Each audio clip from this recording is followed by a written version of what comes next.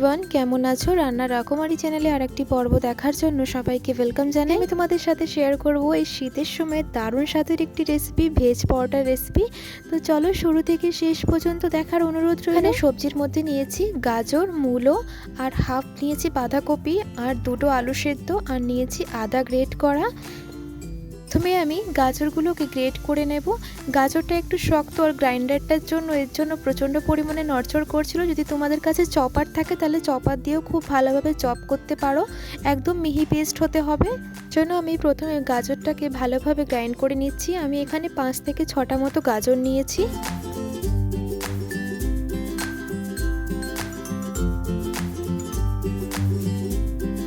গাজরটা কত সুন্দরভাবে মিহি পেস্ট হয়েছে।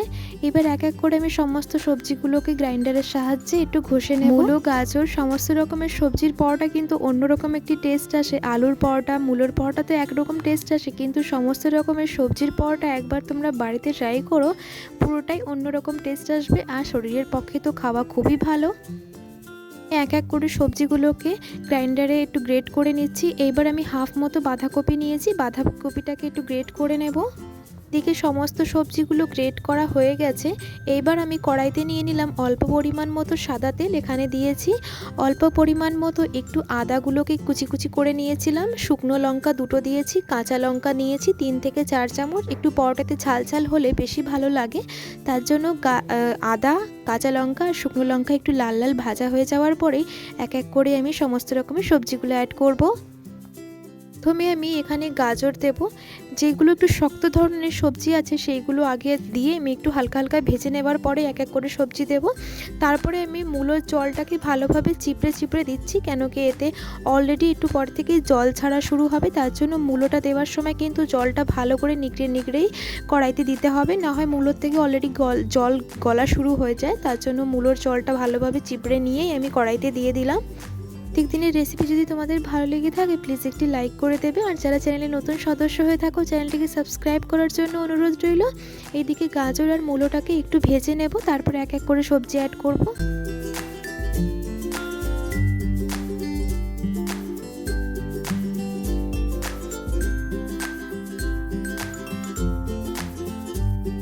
আর গাজরকে একটু ভেজে নেবার পরেই আমি এতে দিয়ে দিচ্ছি বাঁধাকপি গ্রেট করা। বাঁধাকপিটাকে একটু পরেই দিলাম, বাঁধাকপিগুলো খুব সহজেই গলে যায়, তার জন্য আমি সবার শেষেই কিন্তু বাঁধাকপিকে দিলাম। এবার বাঁধাকপি দেওয়ার পরে সমস্ত রকমের সবজিগুলোকে মিক্স করে একটু ভেজে নেব।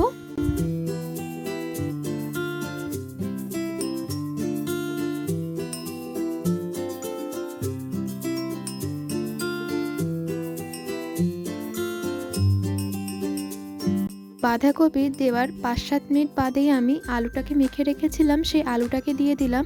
কেন কি অনেকেরা কিন্তু গাজর আর মূলোর গন্ধ পছন্দ করে না, তারা কিন্তু এর মধ্যে আলু দিলে কি হয়, জিনিসটা মাখা মাখা হয়, আর আলু আর এই গাজর আর মূলোর গন্ধটা থাকে না। তার জন্য আমি এখানে 2 থেকে 3টে মতো আলু ব্যবহার করেছি। যদি বড় আলু হয় তাহলে 2টো ব্যবহার করবে, যদি ছোট আলু হয় তাহলে 3টে ব্যবহার করবে।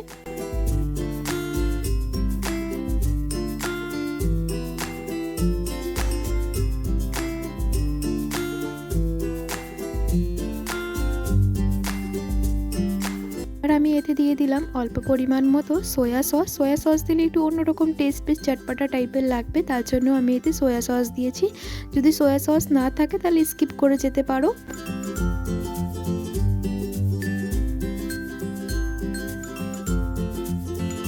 নুনটা পরেই দিচ্ছি, কেন কি সয়া সসে একটু নুন থাকে, তার জন্য নুনটা একটু চেক করেই কিন্তু দেবে। নুনটা অল্প পরিমাণই লাগবে, সয়া সসে নুন ছিল বলে বেশি আর নুন ওতে লাগবে না, তার জন্য অল্প পরিমাণ মতো নুন দিয়ে ভালো করে মিক্স করে নেব।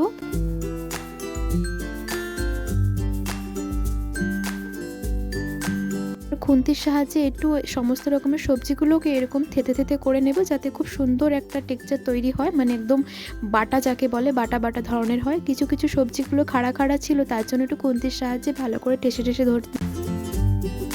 শেষে আমি দিয়েছি এখানে ধনেপাতা কুচি আর 1.5 চামচ মতো টমেটো কেচাপ দিলাম। গোটা টমেটো দিলে অন্যরকম টেস্ট লাগবে, তার জন্য টমেটোর কেচাপটা ব্যবহার করলে সব থেকে ভালো হয়।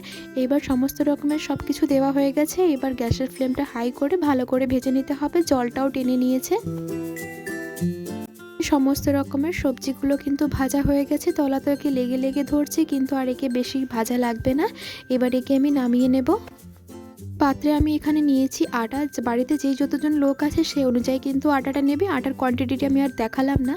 আর দিয়েছি এখানে আমি অল্প পরিমাণ মতো নুন, আর দেবো একটু ময়দা মিক্স করব। এখানে আমি 2 কাপ মতো, চায়ের কাপের 2 কাপ আমি ময়দা দিয়েছি। ময়দা দিলে কি হয়, জিনিসটা বেশ নরম থাকে, পরের দিন অবধি যদি বেঁচেও থাকে তাহলে খুব সফট একটা পরোটা তৈরি হয়। তার জন্য একটু আমি 2 কাপ মতো ময়দা আর বেশিরভাগটা আমি আটা ব্যবহার করেছি। আটা যেমন মাখে সেইভাবেই কিন্তু আমি এটাকে মেখে নেব। এটার কোনো আলাদা টেক্সচার তৈরি হবে না, তার জন্য আমি এবার ভালো করে জল দিয়ে আটাটাকে মেখে নেব। এদিকে আমি দুটো পরোটা করব। প্রথমে একটা করে দেখাই। আমার এখানে একটা ক্লিপ ভিডিও ডিলিট হয়ে গেছে, তার জন্য সবার কাছে আমি ক্ষমা চাইছি। আমার ফোনের কিছু সমস্যার জন্য আগেরও একটা ক্লিপ আমার কাছে ডিলিট হয়ে গেছিলো, তার জন্য প্রথম থেকে তোমাদের আমি বলে দিলাম। এদিকে আমি গোল গোল লেচি করে নিয়েছি। এইবার যে ক্লিপটা ডিলিট হয়েছিল সেখানে আমি পরোটাটা মানে স্টাফিংটা তোমাদের দেখাতে পারলাম না। আমি চৌকো শেপে করছি, পরোটাটা গোল করলাম না। যেই শেপ ভালো লাগে সেই শেপেও করতে পারো, গোলও করতে পারো বা তিকোনাও করতে পারো। আমি কিন্তু এরকম চৌকো শেপে 4 কোনা শেপেই আমি কিন্তু পরোটাটা করে নিচ্ছি। খুব আলতো হাতে কিন্তু বেলতে হবে, ঠাসা দিলে কিন্তু ভেতর থেকে স্টাফিংগুলো বেরিয়ে যেতে পারে।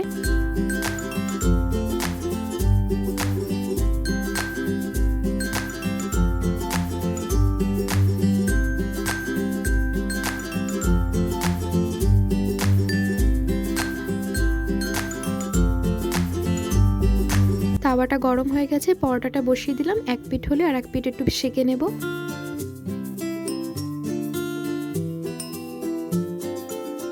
এবার আমি অল্প অল্প তেল দিয়ে পরোটাটাকে ভেজে নেব। যতটা কম পরিমাণে তেল ব্যবহার করতে পারো ততটা শরীরের পক্ষেও ভালো। তার জন্য আমি তরকারি বলো বা পরোটা বলো যতটা কম তেল ব্যবহার করা যায় সেই চেষ্টাই করি। তোমরাও একটু কম তেল ব্যবহার করে কিন্তু পরোটা খেতে পারো, খেতে কিন্তু ভীষণ ভালো লাগে। আর যতটা তেল খাওয়া আমাদের শরীরের পক্ষে ততটাও ভালো না, তার জন্য যতটা তেলকে মানে কম অ্যাভয়েড করা যেতে পারে। তার জন্য আমি অল্প পরিমাণ মতোই তেল দিয়ে ভালো করে পরোটাটাকে খুব সুন্দরভাবে সেঁকে নিয়েছি। আর পরোটাগুলো দেখো কি সুন্দর ফুলে ফুলে উঠছে। নিচে দেখতেই পারছো কি সুন্দর এপিট ওপিট করে ভালো করে ভেজে নিয়েছে। আর পরোটাগুলো কিন্তু খুবই সুন্দর ফুলছে। আমি কিন্তু আর তেল ব্যবহার করিনি, যে তেল দিয়েছিলাম সেই তেলই আছে। তাওয়াতে যা একটু লেগে রয়েছে, ওর বেশি আমি আর তেল ব্যবহার করিনি। এদিকে আমার কিন্তু ভেজ পরোটা সম্পূর্ণভাবে তৈরি হয়ে গেছে। এটা কিন্তু টমেটো কেচাপ বা অন্যান্য তরকারি দিয়ে খেতে কিন্তু ভীষণ ভালো লাগে। তো বাড়িতে অবশ্যই ট্রাই করো, আশা করি তোমাদের ভীষণ ভালো লাগবে। চ্যানেলে যদি নতুন সদস্য হয়ে থাকো চ্যানেলটাকে সাবস্ক্রাইব করার জন্য অনুরোধ রইল। নতুন একটি রেসিপি নিয়ে আবার দেখা হবে। সবাই ভালো থেকো, সুস্থ থেকো। আসি তাহলে, ধন্যবাদ।